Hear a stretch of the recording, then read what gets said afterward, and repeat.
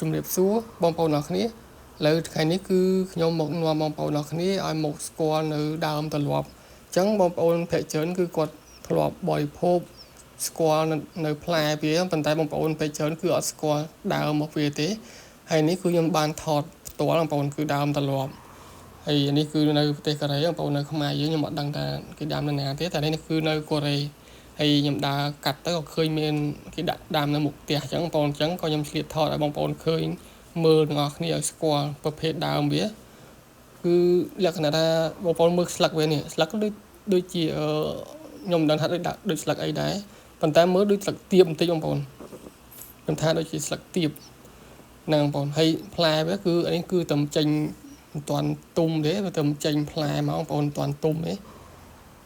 បងប្អូនមើលគឺផ្លែវាគឺ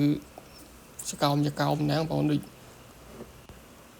ចកោមដូចផ្លែក្រូចចឹងបងប្អូនគឺផ្លែខ្ញុំចឹងបងប្អូនហើយនៅកូរ៉េហ្នឹងគឺគេដាំលំអផ្ទះផងហើយបានទាំងផ្លែបរិភោគផង